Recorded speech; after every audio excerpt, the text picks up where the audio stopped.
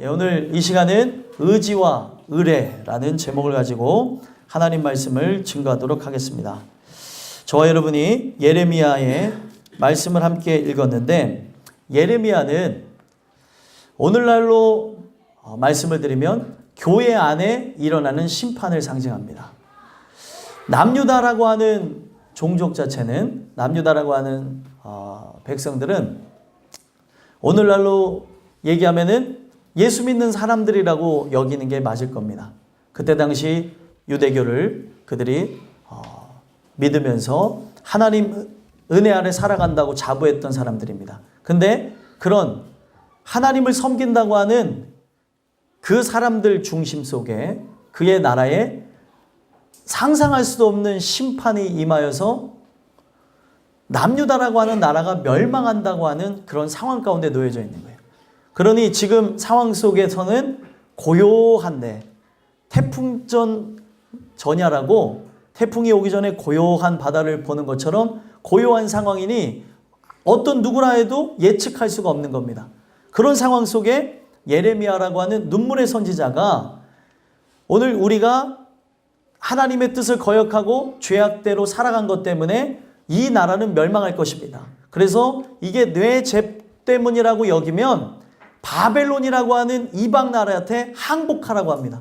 그러면 살 것이고, 그렇지 않으면 멸망할 거라고 하는 얘기를 합니다. 이방 나라한테 항복을 한다고 하는 의미 자체는 그들에게는 있을 수가 없는 겁니다. 우리나라보다도 민족성이 더 뛰어나면 뛰어났지 뒤처지지 않는 그런 나라 자체가 바로 이스라엘이라고 하는 나라입니다. 그리고 그들은 전통과 그리고 율법을 지키며 할례를 행하며 자기네들의 그런 선민의식에 누구보다도 만족하며 살아가는 민족이었다는 거예요. 그런 그들이 할례도 받지 않은 이방 민족 앞에 항복한다? 이거는 그때 당시에 사고관념으로는 잘못됐다라고 평가를 했다는 거예요. 오늘 여러분들과 제가 이 말씀을 접하면서 교회 안에 심판이 먼저 일어나는 이 마지막 시대의 상황을 보자는 거예요. 이 이야기 자체는 그냥 옛날의 이야기만 하는 것 같지만 오늘 우리의 삶을 그대로 비춰주시면서 이게 오늘 하나님 말씀을 대하며 동일하게 교회 안에서부터 심판이 일어나고 교회 바깥에 있는 사람들은 뭐예요? 그들은 이미 하나님의 진노 아래 있는 자들입니다. 교회 안에서 하나님이 갈라내시겠다는 거예요. 그래서 오늘 이 말씀을 통해서 우리 스스로를 점검하고 보셨으면 좋겠어요. 나는 그냥 이사야에서도 언급한 마당만 밟는 사람인가, 아니면 하나님의 그 진리의 말씀을 따라서 살기를 원하는 사람인가 늘 살펴볼 필요가 있다는 겁니다. 이게 우리 안에 없다면 우리의 삶은 아주 비참하고 처참한 상황으로 나갈 수밖에 없다는 거예요.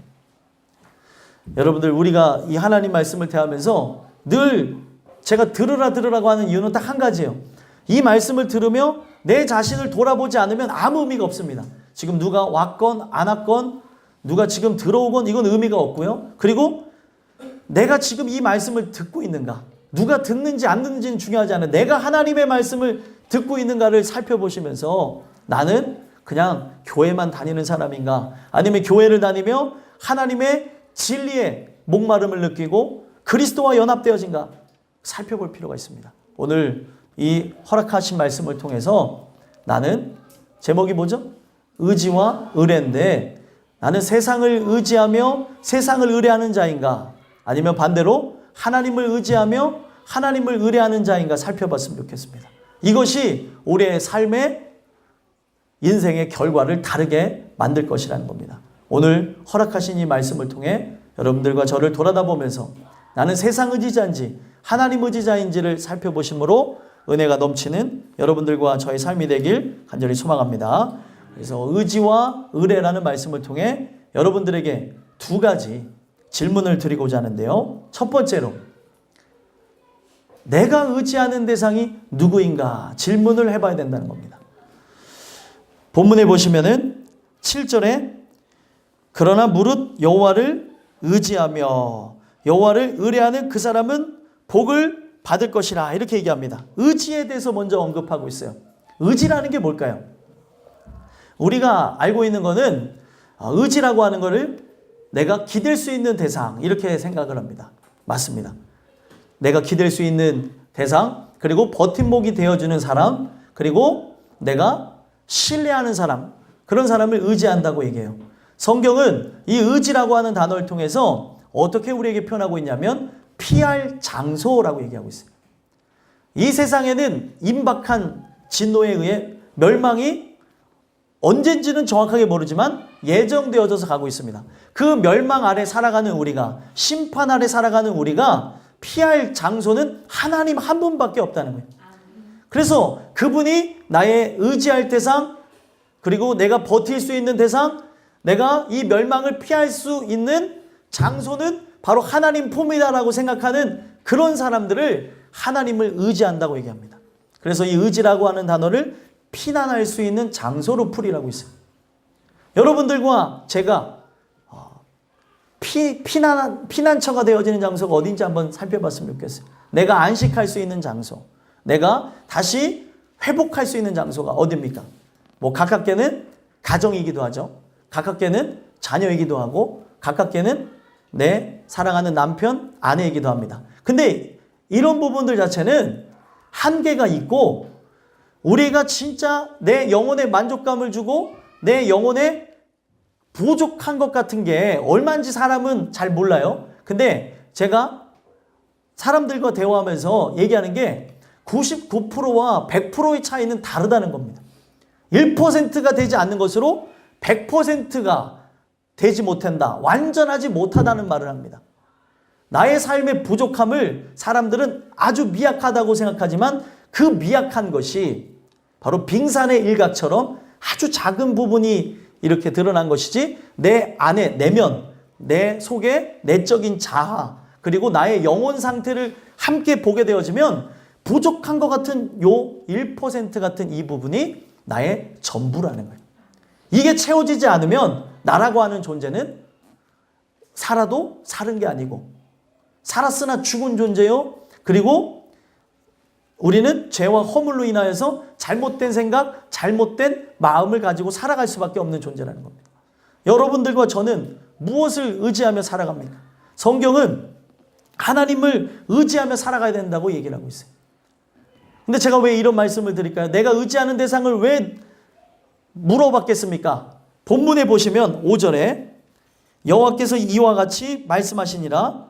무릇 누구를 믿는데요? 사람을 믿으며.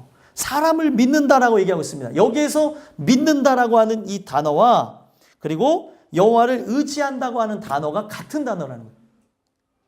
우리가 봤을 때는 한글로는 믿는다라고 나와져 있으니까 다른 것 같지만 같은 단어를 쓰고 있습니다. 원어로 봤을 때. 그래서 사람을 믿는다는 게 뭐예요? 의지한다는 거예요. 내가 그를 기댄다는 거죠. 그가 나의 버팀목이요, 나의 기쁨이자 영광이라는 거예요. 보통 사람들 같은 경우에는 부모에게 자식은 무엇입니까? 네? 또 이러면 너 자식 안 낳아서 몰라. 이런 얘기 하지 마시고요. 그냥 통상적인, 제가 미리 얘기할 것 같아서 얘기하는 거예요. 앞에 계신 한 분이 얘기할 거예요. 자식 안 낳아서 몰라요. 이럴까봐 제가 미리 손 썼어요. 얘기하려고 그러셨죠? 이번에는 틀렸나? 그럴 줄 알고 제가 먼저 한 거예요. 사람 예측을 해야 돼요. 아니, 여러분들 생각해 보세요. 부모에게 자식은 뭐예요? 전부예요. 전부이고 선물이고 영광이죠. 내 자식이 나에게 기쁨 아니에요?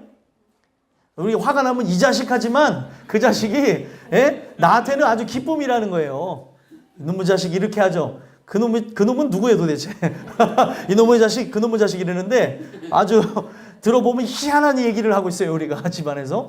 중요한 거는 부모에게 자식은 전부요, 영광을 상징한다는 거예요. 근데 하나님이 바로 여러분들을 바라보며 전부요, 영광이 되기를 원해야 되는데 오늘 우리의 삶 속에 그러지 못하는 그런 모습들이 있다는 거예요. 나라고 하는 존재는 계속해서 의지할 대상을 찾습니다. 부모는 자식을 의지하고 자식은 부모를 의지하며, 또 부모를 의지하는 자식이 또 나중에는 누구를 의지해요? 자기의 부인을 의지하며, 그럼 나중에 막 키워봐야 소용없다는 얘기하고 막 이제 그런 얘기들이 왔다 갔다 합니다. 근데 제가 이야기하는 건 사람은 살아가면서 계속 의지할 대상을 찾는다는 거예요. 눈에 보이는 대상, 내가 기댈 수 있는 대상, 나의 보호자가 될 수 있는 대상, 나를 함께 해줄 수 있는 사람을 찾는다는 겁니다. 근데 이것 자체는 우리가 살아가면서 많은 위안을 얻고 또 기쁨을 얻는 것도 사실이지만 피난처는 되지 못한다는 거예요. 사람 자체가 나의 죽음에 관한 문제를 해결해 주지 못한다는 겁니다. 그래서 하나님만이 의지의 대상이라는 거예요. 내가 결국에는 이 죽음에 관한 문제를 피하지 못하고 우리의 삶을 결산할 날이 올 때가 있는데 그때에 이 문제를 해결할 수 있는 분은 하나님밖에 없다는 거예요. 그래서 여러분들과 저는 이 말씀을 통해서 내가 누구를 의지하는가, 내가 무엇을 바라보는가 살펴봐야 된다는 거예요. 사람은 계속해서 의지의 대상을 바꿔요.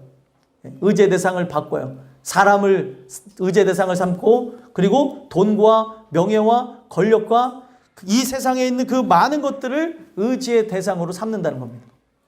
소망하기는 저와 여러분이 오늘 우리가 이것을 의지하며 나간다고 하는 것은 말씀을 통해서 보게 되면은 내 마음이 어디에 뿌리를 내리는가에 대해서 얘기하는 거예요. 세상에 뿌리를 내리게 되어지면 세상의 열매를 맺을 수밖에 없습니다. 그 세상에 썩어질 열매를 우리는 수확하게 되어진다는 거예요. 내 마음이 어디 있느냐에 따라 그 마음이 있는 장소에 가게 되어지는 겁니다. 오늘 이 의지라고 하는 거는 바로 씨와 뿌리를 상징하는 거예요.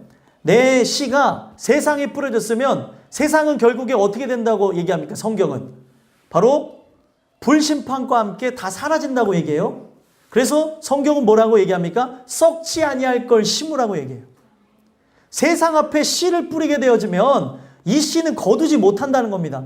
화려하게 되어지고 먹는 것 같고 나를 편안하게 하는 것 같지만 이 씨로 인하여서 이 씨분들 죄송합니다. 이 씨로 인하여서 결국에 거두게 되어지는 이 열매들 자체는 아무것도 수확을 못한다는 거예요. 나를 영원한 곳으로 데려갈 수가 없다는 겁니다. 그러나 하나님의 씨가 내 안에 심겨졌어요. 그 하나님의 씨가 심겨져서 정말 하나님의 말씀의 뿌리를 내리게 되어지면은 오늘날 우리의 인생 자체가 항상 의지했던 데가 어디예요? 하나님 말씀이죠. 그 말씀은 영원하신 분에 의해서 나왔기 때문에 이 말씀은 천지가 멸망한다 할지라도 천지가 없어진다 하더라도 1.1획도 땅에 떨어짐이 없다는 거예요. 1.1획도 대단하지 않습니까? 이 세상은 없어지지만 그의 말씀은 영원하다는 거예요. 그래서 내가 어디에 마음을 두고 있느냐에 따라 하나님께서 결국에 내 마음이 뿌리 내린 장소에 따라 나를 옮기시는 날이 온다는 거예요. 성경은 우리에게 이렇게 얘기합니다. 우리는 이 세상에 거한다고요. 하지만 하늘에 속한 자로 살아야 된다고 얘기해요. 그러면 마음이 어디 있는 거예요? 천국에 있는 거죠. 그리스도께 있는 거죠. 그러면 결국에 그 마음이 있는 장소로 옮기신다는 겁니다. 근데 내 마음이 여기에 뿌리를 내리고 있어요? 그러면은 너가 이거를 원하니까 그래 불심판이 일어나는 그날에도 그래 너는 여기에서 같이 열심히 타라 이렇게 얘기한다는 거예요. 말을 하자면요. 그러니까 내 마음이 내 중심이 어디 있느냐가 굉장히 중요하다는 걸 얘기합니다. 그래서 6절에 보면은 뭐라고 얘기하고 있습니까? 함께 읽어보겠습니다. 시작. 그는 사막의 떨기나무 같아서 좋은 일이 오는 것을 보지 못하고 광야 간저한 것 건건한 땅 사람이 살지 않는 땅에 살리라. 아멘. 결국에 내 마음이 이 광야와 같은 이 세상에 있다면 그 광야 아무도 살지 않는 땅에 살게 되어지는 거예요. 그런데 이스라엘 백성을 보게 되어지면 제가 그냥 얘기하는 게 아니라 성경에 애굽에 있던 나무를 결국에 가나안 땅에 옮겨 심었다고 얘기합니다. 애굽을 탈출하여서 가나안을 향해 나가는 약속의 백성 이스라엘 사람들을 얘기하는 거예요. 그러면 여러분들 그들의 마음이 그 가나안 땅이라는 장소에 있었기 때문에 어떻게 했어요? 광야를 통과하여 그 나라로 들어갔다는 거예요. 그러면 가나안 땅이 의미하는 건 무엇입니까? 천국이잖아요. 그들의 중심이 그들의 삶의 목표가 그들의 마음이 바로 가나안 땅이라고 하는 그 장소에 있고 약속을 따라서 살아갔기 때문에 거기에 들어가게 되어졌다는 거예요. 그러면 오늘날 바꿔서 얘기하면은 내 마음이 이 세상을 향해 있다고 생각해 보세요. 이 세상을 향해 있다면 결국에 그 나라에는 들어갈 수 없다는 겁니다. 모형적으로 하나님이 이스라엘의 역사를 통해 우리의 중심들을 살펴보시는 거예요. 내 마음이 어디 있느냐는 거죠. 오늘 여러분들과 저는 마음의 그 중심 자체가 하나님을 향하여서 그 영원한 그 장소로 옮겨지기를 소망합니다. 여러분들 그 날이 온다니까요. 그래서 결국에 천국으로 옮겨 심어서 뿌리를 내리게 되어지면 그 뿌리는 영원히 내리는 거예요. 그러면 영원한 장소로 옮김을 받는 나인가, 나의 영원한 곳에 소망을 두고 있는가를 살펴봐야 되는데, 우리가 소망하는 건 뭐예요? 이 세상의 것들에 마음을 주고 이 세상의 것에 모든 중심을 주고 있다는 거예요. 하나님께서 택하신 그 날에 우리를 옮기실 겁니다. 여러분들의 의지하는 장소, 내가 피할 장소, 내가 들어갈 장소가 어딘지를 살펴보면서 내가 원하는 게, 내가 목적하는 게, 내가 살아가면서 의지하는 게 사람인지 돈인지 명예인지 권력인지 이 세상에 썩어질 것인지 한번 살펴보셨으면 좋겠어요. 결국에 이 내용 6절에 있는 그대로 이 세상을 의지하며 나가는 사람 자체는 어떻게 해요? 광야에 간주한 것. 광야에 간주하다는 건 뭐예요? 메마른 장소에, 아무것도 기대할 수 없는 장소에. 그리고 건건한 땅은 뭐예요? 소금이 가득한 땅. 소금이 가득한 땅에서 여러분들 식물을 볼 수 있습니까? 없어요. 사해라고 하는 장소는 아주 짠 바다를 얘기하는 거죠. 짜다 못해 너무 짜서 거기에는 뭐도 못 삽니까? 물고기도 못 살아요. 그 물고기도 못 사는 데에 사람은 살라고 하니 대단하죠. 사람은 거기에다가 집을 짓고 살라고 하는데, 바로 이 사해를 상징하는 소금기가 가득한 땅 자체에서는 어떤 씨도 뿌리를 내릴 수가 없다는 거예요. 근데 왜 이런 장소, 소금이 가득하고 거기에는 열매를 심을 수 없는 그 장소를 왜 바라다 보냐는 거예요. 여기에 끝은 사람이 살지 않는 땅, 이것의 끝은 멸망으로 나간다는 걸 상징하는데, 왜 언젠가는 없어질 세상에 뿌리를 내리려고 하냐는 거예요. 소망하기는 여러분들이 뿌려내야 될 뿌리를 내릴 장소는 어디예요? 천국입니다.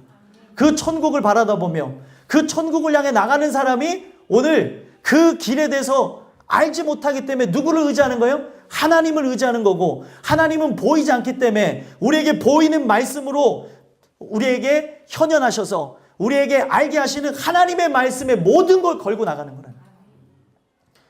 예수님은 지금 안 보이세요. 그러나 이 말씀을 통해 여러분들 앞에 나타나십니다. 여러분들 앞에 가르쳐 주시는 거예요. 이 길을 따라가야 산다는 거예요.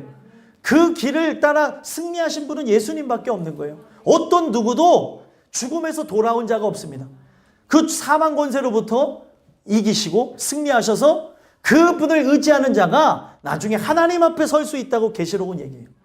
우리가 그 예수님의 말씀을 의지하고 나아가는 걸 통해 아직은 미지의 세계고 아직은 잘 알 수 없는 천국이지만 그 영원한 천국으로 옮김을 받게 되어지는 그 은혜가 여러분들과 저에게 있게 되기를 간절히 소망합니다.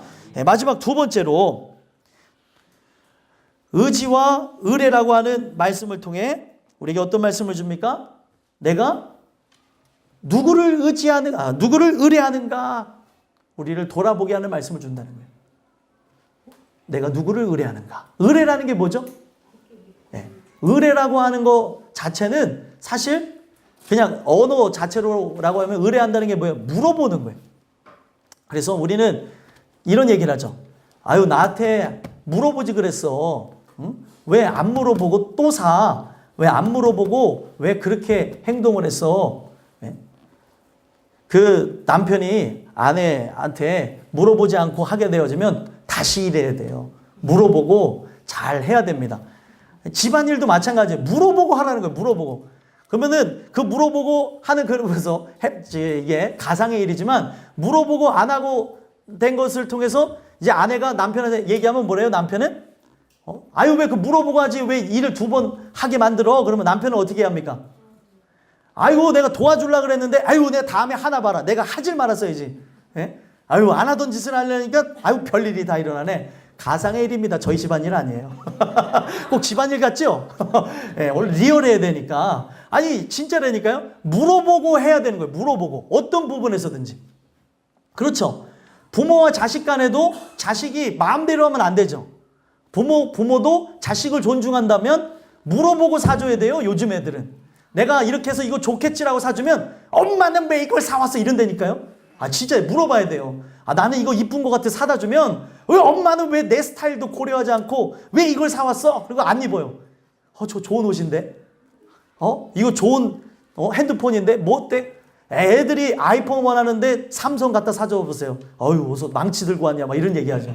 예? 벽돌 들고 왔다고 막 이런다니까요. 아니 애들이 원하는 게 있다는 거 물어보라는 거예요. 살아가면서도 소통하며 물어봐야 서로의 그 원하는 걸 아는데 이 세상에 주인이신 하나님이 계시는 그 장소에 대해서 왜 묻는 자가 없냐는 거예요. 그 나라는 어떻게 갑니까?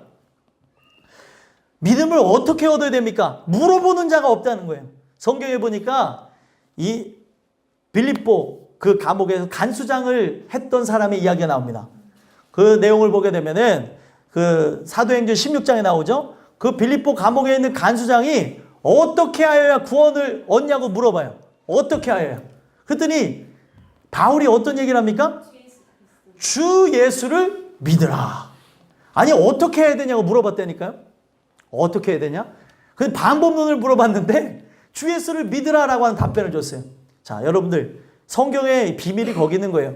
우리의 살아가는 삶 속에 이 구원이라고 하는 거는 이 세상에 어떤 방법론을 통해서 몇 시간 기도하고 뭐 헌금을 많이 하고 뭐 도덕적으로 높은 것을 쌓아야 구원을 얻는 게 아닙니다. 그 구원에 대한 비밀은 바로 하나님께만 있는 거예요.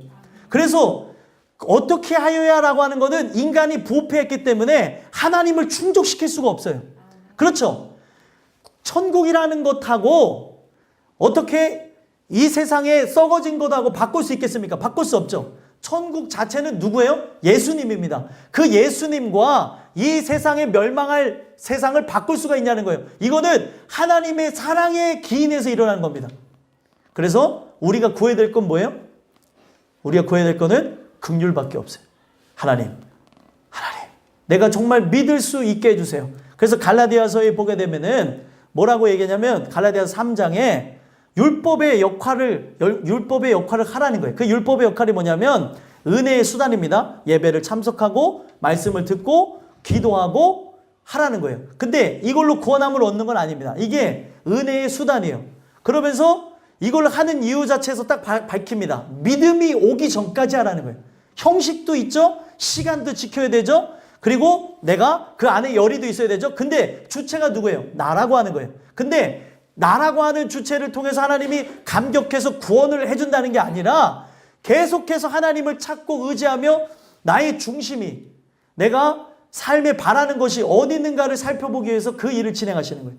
그래서 내가 얼마만큼 해야 열매를 맺는 건 아닙니다. 그래서 하나님이 나에게 믿음을 주셔야지만 산다고 하는 긍휼을 구하는 심정으로 계속 구하는 자에게 믿음을 주시겠다는 거예요. 그러면 그때부터는 뭐예요? 내가 하는 게 아니고 그분이 하게 되어집니다.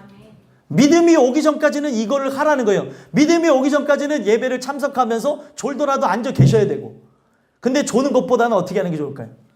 듣는 게 좋는 거죠. 들어야죠. 들어야 믿음이 생기죠. 그래도 계속해서 참여하고 하나님 내가 저 영원한 천국 대신에 그리스도를 믿기를 원합니다 하면서 계속 긍휼을 구하는 그런 마음 갖고 나와야 된다는 거예요. 그래서 여러분들과 저는 이 내용을 통해 우리가 살펴봐야 되는 게 뭐냐면 의뢰라고 하는 거는 자꾸 묻는다고 하는 우리 한글적인 그런 차원에서는 묻는다. 바로 그분의 다 모든 걸 알고 계신다. 그리고 그분이 해답이 된다는 차원을 갖고 있습니다. 그래서 이걸 토대로 해서 실제로 얘기하고 있는 바가 뭐냐면 내가 어디다가 희망을 거냐는 거예요. 의뢰라고 하는 단어의 어원은 뭐냐면 거기에 희망을 걸다는 거예요. 이 세상에 희망이 있어요? 없어요? 희망이 없습니다. 왜 없다고 얘기할까요? 언젠가는 멸망할 도성이라는 거예요. 영구한 도성, 멸망하지 않는 그곳에 바로 나의 희망을 걸라는 거예요. 그것이 유일한 소망이 되기를 소망하라는 겁니다. 그래서 우리의 살아가는 삶 속에 그분이 나의 유일한 희망입니다. 바로 그분이 나의 유일한 해답입니다. 라고 여기는 사람은 묻기 시작한다는 거예요. 하나님, 어떤 길로 나가야 될까요? 나의 삶을 어떻게 나가야 될까요? 계속 묻고 의지하고 나간다는 거예요. 왜 제가 이런 말씀을 드리냐면 희망을 건다는 건 뭐예요? 그것을 토대로 해서 얻는 게 있다는 거예요. 그렇죠? 너는 우리 집의 유일한 희망이야. 이건 뭐예요? 내 자녀에게 하는 이야기죠. 그 자녀를 통해서 범수야 아니야? 왜 고개를 이렇게 흔들어? 유일한 희망이 너는 아닌 것 같아. 왜 고개를 이렇게 흔드니? 갑자기 유일한 희망이 너야. 이렇게 한다는 거는 뭐예요? 내가 너한테 거는 기대가 있다. 바로 너를 통해서 좋은 열매를 또 나의 삶에 좋은 것을 누리길 원해라는 거잖아요. 그렇죠? 근데 오늘 우리의 삶에 희망을 거는 대상이 누구냐는 거예요. 그리스도를 통해서 희망을 건다고 하는 존재들은 바로 그분의 주시는 열매, 그분을 통해서 연결되어지는 그 영원한 천국을 본다는 거예요. 그래서 5절을 보게 되어지면 무릇 사람을 믿으며, 이게 첫 번째 부분이었죠. 그 다음을 보시면 육신으로 뭐라고 얘기해요? 그의 힘을 삼고, 육신으로 그의 힘을 삼는다는 건 뭐예요? 힘을 삼는다고 하는 거는 바로 우리의 삶에 이 사람이 내 모든 것을 다 해줄 수 있다라고 희망을 건다는 거예요. 저 어렸을 때 보디가드가 누구였냐면 저희 누나였어요. 저희 누나가 커트머리라고 다녔는데 제가 어렸을 때는 굉장히 병약했거든요. 지금은 튼튼하지만 그 키도 작고 얼굴도 하얗고 그래가지고 학교를 다니니까 맨날 맞고 그랬어요. 초등학교 때 키가 크기 전까지 맨날 맞고 괴롭힘 당하고 막 그런 일이 있었는데 어느 날 괴롭힘 당하는데 제 보디가드가 누나잖아요. 누나 했는데 누나가 저랑 5살 차이입니다. 그리고 육상부였어요. 달리기가 얼마나 빠른지 어떤 이래 하면서 삐 이런 소리가 있었어요. 그랬더니 우르르 모였던 애들이 다 도망가더라고요. 키도 크고 머리도 짧고 그런데 인상이 보통 인상이 아니에요. 그러니까 다 도망가더라고요. 예? 바로 저의 힘은 어렸을 때의 힘은 누나였어요. 왜 그렇습니까? 내가 거는 거죠. 내가 거는 기대가 있는 거죠.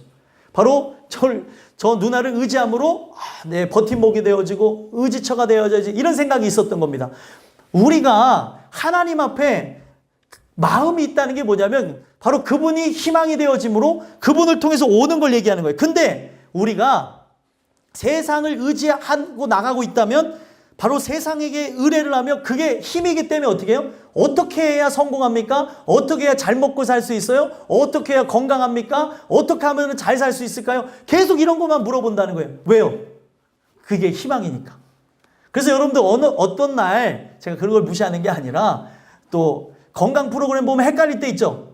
어떨 때는 이러라 그러고 저럴 때는 저러라 그러고 어떨 때는 이거 먹으면 콜레스테롤 수치가 올라간대요. 근데 또 어떤 날에는 이걸 먹으면 콜레스테롤 수치가 떨어진다네요. 어떻게 하라는 겁니까 도대체? 그래서 그런 거에 파헤친 그 PD가 얘기했죠. 다 그런 그 프로그램하고 건강식품 파는 사람하고 이렇게 연계되어져서 그렇게 되어질 때가 있다는 거예요. 뭐 좋다 그러면 그 다음에 여러분들 안녕하세요. 자, 자색 생강에 대해서 한번 알아보겠습니다. 바로 홈쇼핑에 나와요. 다 연결이 되어졌다는 거죠. 제가 왜 그런 얘기를 드리냐면 살아가면서 많은 사람들이 희망을 걸고 거기에 기대를 건다는 거예요. 세상에. 거기다 물어보는 거예요. 여러분들 우리의 삶에 하나님이 여러분들의 유일한 희망이셔야 됩니다. 그분께 모든 걸 걸어야 된다는 거예요. 내가 이 세상에 썩어질 것을 힘을 삼게 되어지면 이 세상이 멸망할 때 그 힘과 함께 사라져버려요. 그러나 그 썩지 아니할 하나님의 영광을 위하여 그리스도를 의지하게 되어지면 그리스도께서 우리를 옮겨 심으면서 아름다운 열매를 맺을 수 있는 그 나라로 이끌어 가신다는 겁니다. 그래서 내가 무엇을 힘을 삼고 나가느냐, 무엇에 희망을 걸고 나가느냐, 무엇에 의지하고 나가느냐가 굉장히 중요하다는 거예요. 그래서 의지하고 의뢰하는 그 사람은 뭘 받은 사람이라고 해요? 7절에 복 받은 사람. 복 받은 사람이고 마지막으로 뭐라고 얘기해요? 복을 받을 것이니라. 왜 제가 이걸 두 가지 같이 얘기했냐면 복임이 있는 사람이 하나님의 택정하심 속에 먼저 복을 받은 사람이 최종적인 복을 받는 거예요. 최종적인 복은 뭐죠? 영원한 천국에 들어가는 거예요. 복 받은 자가 들어가는 겁니다. 근데 이 세상에 복 있는 자가 그 복을 받기 위해서 나가게 되는 거예요. 하나님께서 택정해서 이 세상하고는 다른 종자를 만드셨어요. 그걸 택한 사람들이라고 해요. 세상 사람들은 세상을 의지하고 세상에게 묻고 세상에게 희망을 걸고 세상 자체가 전부라고 하는데 진짜 독특한 존재들이 있는데 보이지 않는 그 하나님께 희망을 거는 거예요. 바로 거기에 해답이 있다고 하니까 보이지 않는 하나님께 소통하며 어떻게 해요? 그가 응답하실 때까지 묻는 거예요. 하나님 어떻게 됩니까? 응답이 오지 않으면 응답해 주실 때까지 기도하셔야 되는 거예요. 그분을 여러분들이 의지한다면 맞는 거죠. 의지의 대상이 하나님이면 하나님이 말씀하셔서 가라고 할 때까지 물어봐야 되는 거예요. 하나님 가야 됩니까? 아무 얘기 없으면 어떻게 돼요? 멈춰 서는 거예요. 하나님 멈춰 서야 됩니까? 아무 얘기 없어요. 그럼 계속 가야 되는 거예요. 이것에 대한 이야기가 출애굽하는 이스라엘 백성들의 일상 속에서 나왔죠. 바로 구름기둥이 성막에서 이렇게 나와서 그 구름기둥이 이동하면 가는 거고, 구름기둥이 멈춰서면 멈춰 서는 겁니다. 나의 의지는 상관이 없는 거예요. 그게 의뢰하는 자예요. 아, 그가 먼저 가시는구나. 나보고 따라오라고 하는 거구나. 주님 말씀하시면 가는 거고, 주님 말씀하시면 멈춰 서는 거예요. 이게 의뢰하는 자의 모습입니다. 그가 바로 나를 영원한 천국으로 이끌 나의 유일한 희망이기 때문에 거기다 모든 걸 거는 거예요. 그러면 이것에 성공한 분은 예수님밖에 없는데, 죽으시고 부활해서 승천하여서 우리를 데리러 오신다고 하는 분은 예수님밖에 없는데 거기다가 희망 걸어야 되는 거 아니에요? 그러면 거기다 물어봐야 되는 거 아니에요? 왜 묻지도 않고 내 마음대로 행동하냐는 거예요. 내 마음대로. 이게 정말 무서운 겁니다. 그래서 성경은 이걸 딱 못을 박았어요. 아버지 뜻대로 행하는 자라야 천국에 들어온대요. 이거는 뭐예요? 내 마음대로 한 사람은 못 들어온다는 겁니다. 그분을 의뢰한 자만, 그분께 희망을 걸고 나간 사람만, 바로 그 사람은 결국에 복 받은 자로서 복을 받을 자격이 있다는 거예요. 이 복은 무엇이에요? 예수님으로 인하여서 열려질 천국을 얘기하는 겁니다. 여러분들과 제가 이 말씀을 통해 살펴봤으면 좋겠어요. 나는 이 주신 말씀을 통하여서 어떤 자인가? 나는 예수 그리스도가 나의 모든 희망인가를 살펴보셨으면 좋겠습니다. 그래서 8절 한번 읽어볼까요? 8절 읽어보겠습니다. 읽겠습니다. 시작. 그는 물가에 심어진 나무가 그 뿌리를 강변에 뻗치고 더위가 올지라도 두려워하지 아니하고 그 입이 청청하며 가무는 해에도 걱정이 없고 결실이 그치지 아니함 같으니라. 아멘. 자, 물가에 심어진 나무라고 하는 건 뭘 얘기해요? 물은 예수님을 상징합니다. 영원히 마르지 않는 샘, 영원히 계속 흐르는 시냇물과 같은 분이 예수님이에요. 거기에 심겨진 자, 그걸 의지한다고 얘기하죠. 아까 얘기했죠. 뿌리 내렸다고 얘기하죠. 그런 사람들 자체는 어떻게 되어진대요? 더위가 올지라도 두려워하지 아니하며 그 입이 청청하며 가무는 해에도 걱정이 없고 결실이 그치지 아니함 같으니라.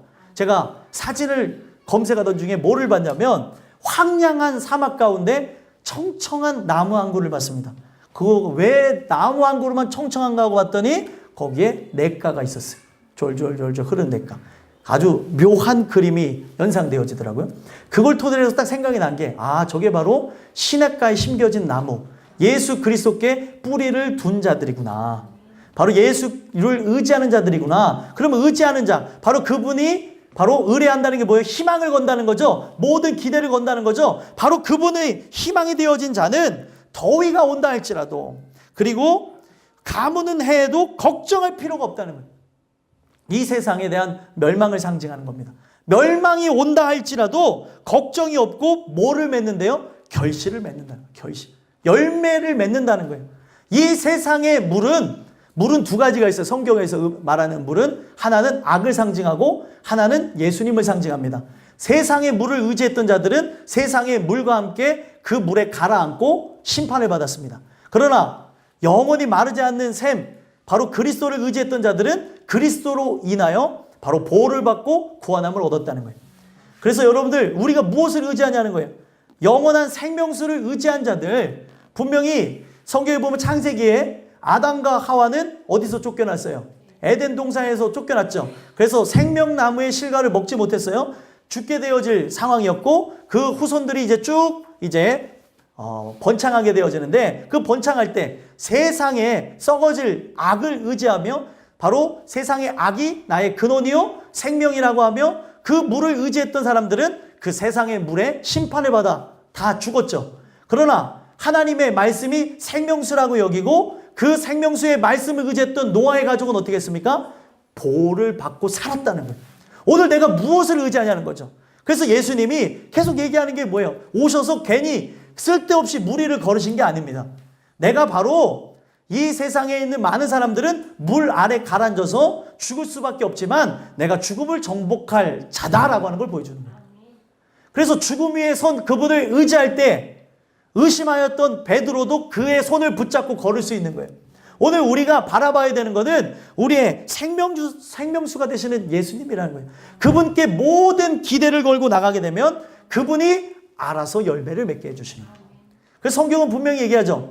너희가 나를 떠나서는 아무것도 맺을 수가 없다고 얘기해요. 너는 바로 가지고 나는 포도나무라고 얘기합니다. 예수님은 포도나무고 너희는 가지니 나를 떠나서는 너희가 아무것도 할 수 없다고 얘기해요. 아니, 가지가 어떤 노력을 합니까? 아닙니다. 포도나무의 그 영양분에 의해서 그냥 열매를 맺는 거예요. 그러면은 그 가지 자체인 여러분들과 저는 무엇만 하면 되는 거예요? 예수께 붙어 있으면 되는 거예요. 거기에 모든 기대를 걸라는 거죠. 거기에 희망을 가지라는 거예요. 하나님, 우리 가정이 이렇게 어려울지라도, 고통스러울지라도, 눈물 날지라도, 괴로울지라도, 주님, 내가 의지할 대상이 누굽니까? 당신밖에 없습니다. 당신이 나의 유일한 희망입니다. 라고 기도하셔야죠. 불평불만 원망하고 신세한탄하고 짜증 부리고 살아가며 우울하는 게 우리의 삶의 몫이 아니에요.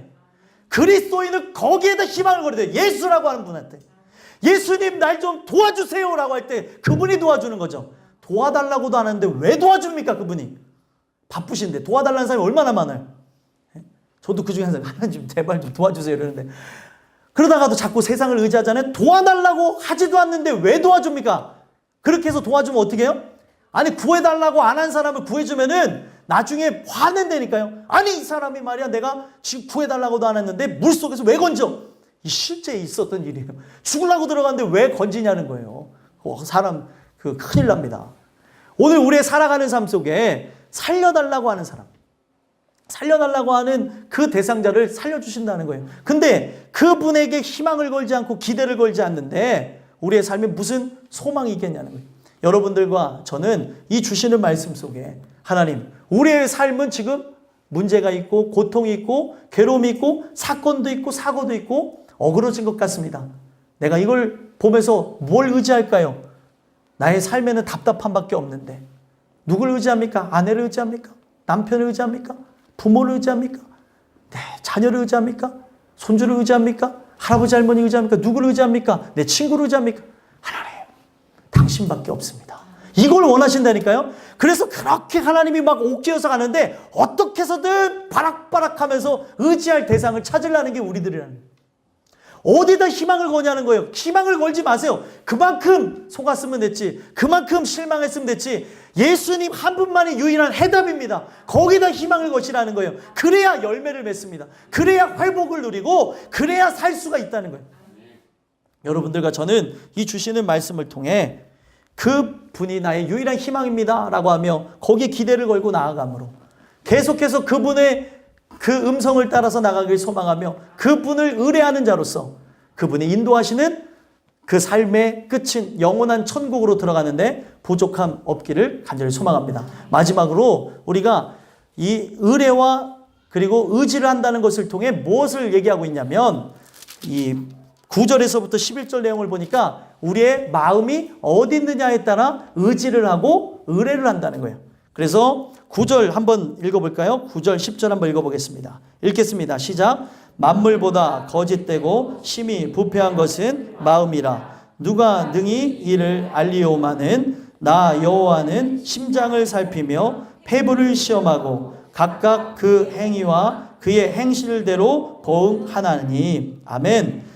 만물보다 거짓되고 심히 부패한 것은 뭐예요? 마음이에요. 근데 이 부패한 마음이 세상을 향해 있으면 소망이 있습니까? 없어요.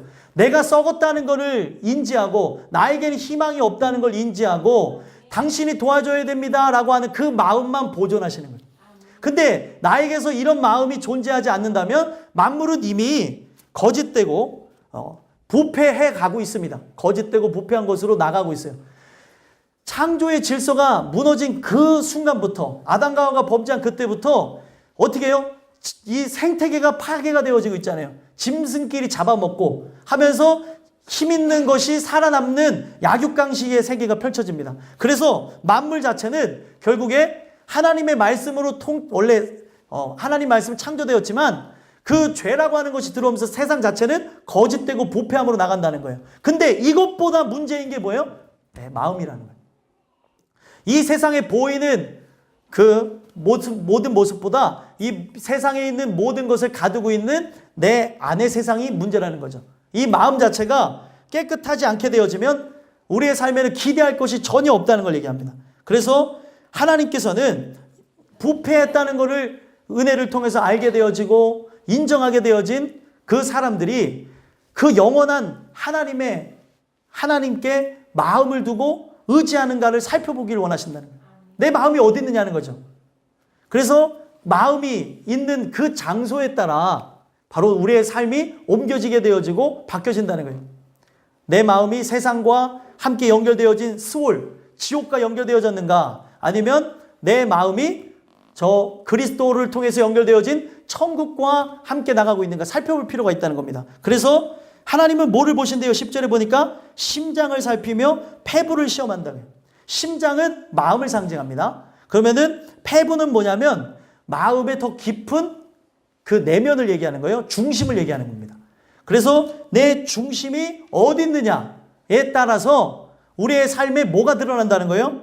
행위와 행실이 드러난다는 거예요. 마음에 따라서 여러분들 말과 행동이 나오죠. 물론 말과 행동이 따로 나올 때가 있지만 결국에는 그 오해하게 되어졌던 말과 행동도 마음을 알게 되면서 오해가 풀리고 그 서로를 용인하고 또 사랑하고 용서하게 되어지죠.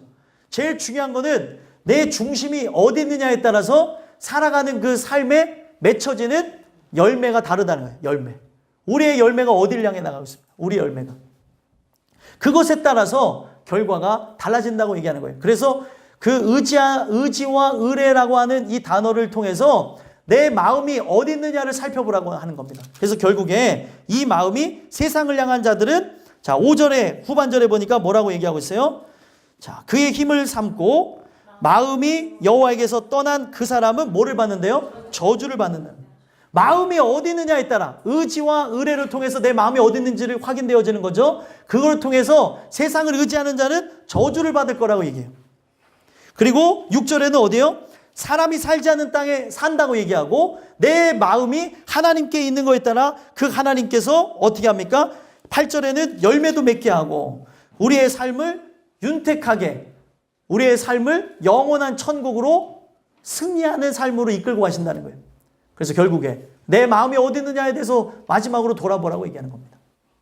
11절에 그 마음이 세상을 향해 있는 사람을 뭐라고 얘기합니까? 불의로 치부하는 자. 성경에는 불의가 있고 바로 참된 의가 있습니다. 참된 의는 예수님 한 분밖에 없어요. 그래서 로마서 1장에는 바로 하나님의 의가 나타나서 믿음에서 믿음에 이르게 한다는 거예요. 복음 자체를 왜 듣냐? 말씀 자체를 왜 듣냐면은 하나님의 의가 나타나는 거예요. 예수님이 나타나시는 거예요. 말씀을 통해서 내 마음에 와닿는 거고 내 마음에 깨달음을 주시는 겁니다. 그런 자가 믿음이 없는 상태에서 믿음이 있는 장소로 옮겨지게 되는 거예요. 그래서 가장 중요한 게 내가 예수를 의지하는가 하나님을 의지하는가 아니면은 세상을 의지하는가를 계속해서 돌아보라는 거죠. 내 마음이 어디 있느냐에 따라. 그래서 마음이 세상에 있는 거를 여기는 불의로 치부하는 자라고 얘기하고 있어요. 불의를 치부하는 자를 뭐에 비유했습니까? 자고새를 비유했어요. 자고새가 낳지 않은 알을 품은가 같아서 그의 중년에 그것이 떠나겠고. 자고새가 어떤 새인 줄 아십니까? 자고새는 아주 쓸데없는 행동을 하며 아파하는 새가 자고새예요. 왜 그런가 하고 봤더니 자고새가 알을 낳고 알을 많이 낳고 품어요. 많이 낳고 품는 중에 그 새가 배가 고파서 어디 먹이를 먹으러 갈 거 아니에요? 먹이를 먹으러 갈 때 누가 왔다 가냐면 뻐꾸기가 왔다 가요. 뻐꾸기라고 하는 손님이 와서 그 자고새 알보다 더 큰 알을 딱 낳습니다. 겉으로 봤을 때는 비슷하게 생겼는데 크기가 달라요. 그런데 이 새가 그걸 알아봐요? 못 알아봐요? 못 알아봅니다. 그래서 사람을 비유할 때 뭐에 비유해요? 죄송하지만 새에 비유하는 경우가 바로 그런 거예요. 아니 딱 봐도 크기가 다른데 그걸 분별을 못하는 거예요. 근데 희한한 거는 뻐꾸기가 거기다가 알을 낳고 간 다음에 계속해서 감시합니다. 그러면서 뭐예요? 뻐꾹 이러는 거예요. 진짜예요 여러분들. 뻐꾹 하면서 감시를 해요. 그러던 중에 어떤 일이 나냐면 자고새가 난 그 알의 새끼보다 뻐꾸기가 난 새끼가 그 이틀 먼저 태어난다는 거예요. 그러면 뻐꾸기에서 뻐꾸기 그 알에서 부화한 그 새가 어떻게 해요? 자고새의 알을 발로 다 밀어서 다 떨어뜨려요. 그러면은 거기 뭐만 남아요? 뻐꾸기 새끼만 있는 거예요. 그럼 이제 밥 달라고 계속 어떻게 합니까? 뻐꾹뻐꾹, 뻐꾹뻐꾹 그러는 거예요. 그러면은 이 어미새가 딱 이 분간이 못하는 거예요. 이 뭐야, 왜 알이 이렇게 많았었는데 알은 왜 사라졌지? 하는데 어머, 새끼 하나가 태어났네. 그 새끼한테 계속해서 열과 성의를 다하는데 딱 봐도 이 새끼가 얼마나 큰지 자고새만 해요. 근데 그 새끼를 계속해서 먹이는 거예요. 계속. 그래서 날개짓 할 정도 되게 되어지면 이 새의 크기를 사진 찍어 놓은 거 있어요. 나중에 보면 자고새하고 뻐꾸기 한번 쳐보시면 자고새는 요만한데 뻐꾸기 이만해요. 근데 날지를 못하고 계속 먹이만 이제 받아 먹는 거예요. 이 뻐꾸기가. 날지를 못하니까. 그래서 결국에 그 계속 받아 먹는 중에 위에는 뭐가 날아다니냐면 뻐꾸기가 날아다녀요. 뻐꾸기가 날아다니면서 뭔 얘기를 하겠습니까? 내가 너의 엄마다. 너는 이제 거기서 열심히 자라났으니까 나와 함께 날아가자 계속 얘기한다는 거예요. 그래서 결국에 갈 만한 훈련이 끝나고 나면은 뒤도 안 돌아보고 뻐꾸기가 날아간다는 거예요. 그러면은 그 사진을 또 찍은 게 있어요. 자고새가 어떻게 알고 있을 것 같아요? 내 새끼인 줄 알고 그렇게 막 금이야 오기 하면서 키웠는데 나중에 그냥 뒤도 안 돌아보고 날아갔어요. 자고새가 어떻게 하고 있을 것 같습니까? 표정이 어떨 것 같아요? 망연자실. 어이가 없어가지고 진짜 새인데도 그 사진에 어이없어 하는 표정이 있다니까요. 이렇게 새가. 제가 왜 이런 얘기를 하겠습니까? 우리가 품어야 될 게 있는데 품어야 될 건 품지 아니하고 다른 걸 품는다는 거예요. 이 세상에 썩어질 걸 품게 되어지면 이 썩어질 것은 어떻게 되어져요? 나중에 알을 품으면 나중에 부화하는 것처럼 언젠가는 날아갈 것을, 언젠간 사라질 것을 품고 있다는 거예요. 우리가 품어야 될 것은 하나님의 말씀밖에 없습니다. 결국에 그 말씀이 우리를 영원한 천국으로 인도한다는 거예요. 근데 왜 썩지 아니할 것을 썩을 것을 계속 품냐는 거죠. 죽는지도 모르면서. 나에게 가져다 주는 건 뭐예요? 황망함이에요. 결국에 세상을 의지한 자에 대한 것을 이렇게 표현한 거예요. 자고새가 갖는 그 어이없는 표정. 야, 내가 그동안 한 게 무엇인가? 내가 이렇게 해봐야 소용이 없구나. 내가 의뢰할 대상은 하나님 한 분밖에 없구나. 그거를 빨리 깨닫는 게 지혜로운 자입니다. 이걸 빨리 깨닫지 못하면 11절 마지막에 뭐라고 얘기해요? 어리석은 자가 됩니다. 이걸 깨닫지 못하고 자고새처럼 살아간 사람은 마침내 어리석은 자가 되리라 이렇게 얘기하고 있어요. 지혜로운 자는 뭐냐면 예수님의 말씀에 모든 걸 걸고 나가는 거예요. 그 말씀에 의해서 펼쳐질 세계, 영원한 천국. 이렇게 해야지만 여러분들 인생은 결산하는 날이 오죠. 종말을 맞이하는 날이 오죠. 죽는 날이 안 올 수가 없어요. 어떤 누구나 한다 할지라도 옵니다. 그때 황망하지 않다는 거예요. 얼마나 허무하겠어요. 거기서 끝나는 게 아니죠. 허무한 죽음을 맞이하고 우리에게 기다리는 건 뭐예요? 영벌.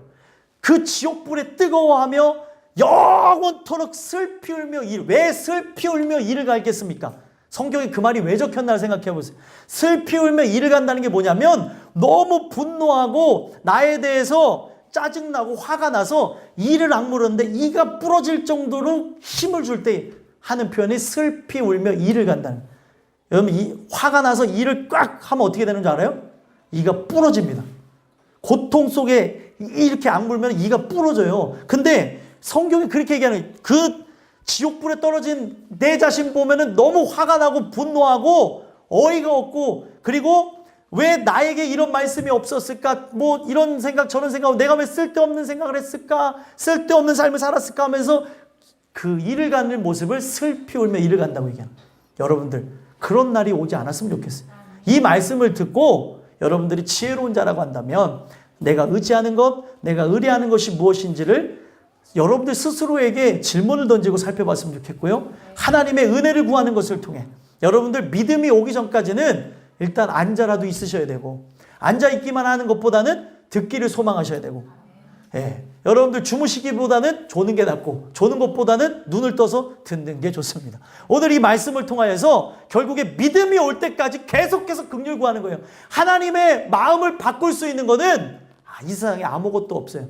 아들을 죽인 것을 여러분들 보상금을 많이 준다고 죽은 아들이 돌아옵니까? 안 돌아오잖아요. 마찬가지입니다. 우리가 천지보다 크신, 천지의 주제이신 예수보다 큰 게 어디 있어요?